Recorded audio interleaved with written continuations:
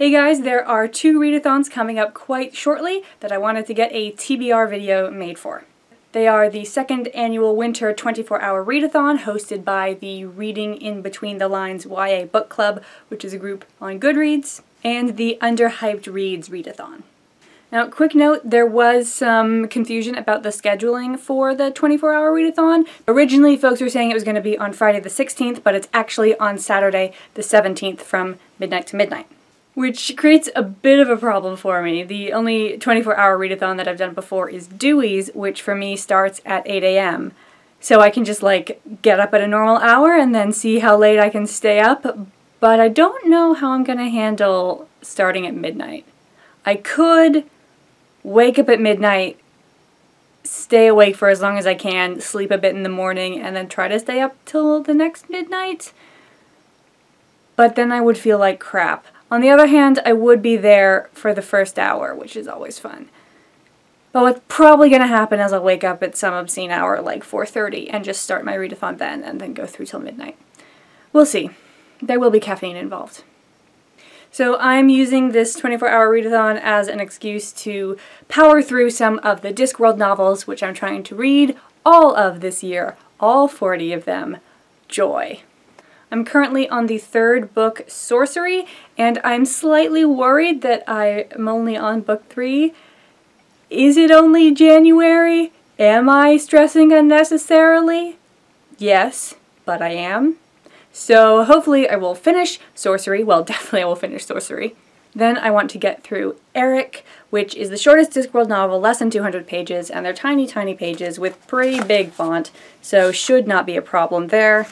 Then I want to finish Interesting Times. Whether I will or not remains to be seen, but I will definitely make a significant dent in Interesting Times, which, fun fact, is my most started but not finished book ever. Started it either 3 or 4 times, so it needs some love. And then if I finish Interesting Times, I will move on to The Last Continent.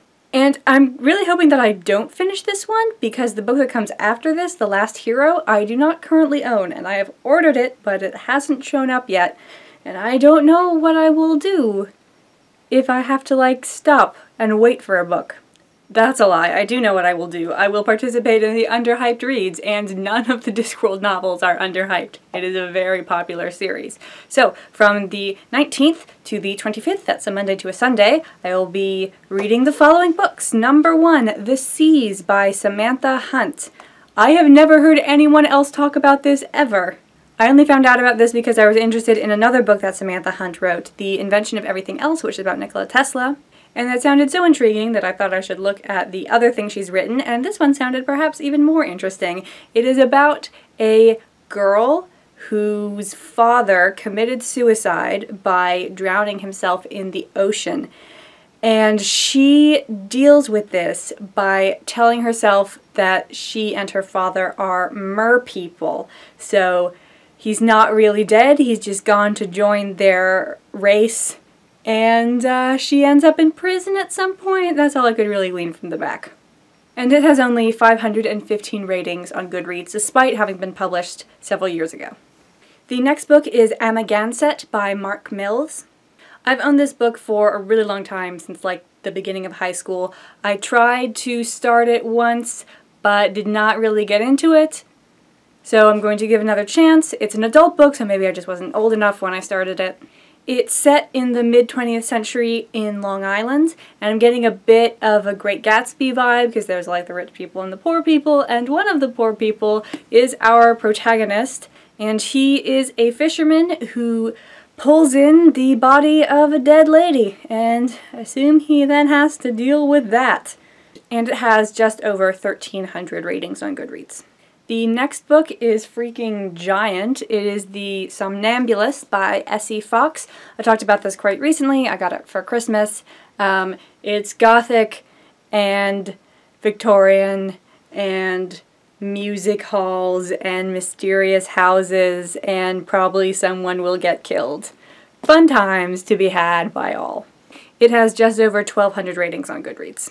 And finally, the last one that I'm okay if I don't get to is Mrs. Poe. There she is, by Lynn Cullen. This book is a historical fiction novel about Frances Osgood, who was a poet living in New England in the mid-19th century, and she definitely had a flirtation and may have had an affair with Edgar Allan Poe, and this book is about their relationship and the problems that I assume they have with Mrs. Poe, who was also Edgar Allan Poe's, like, teenage cousin.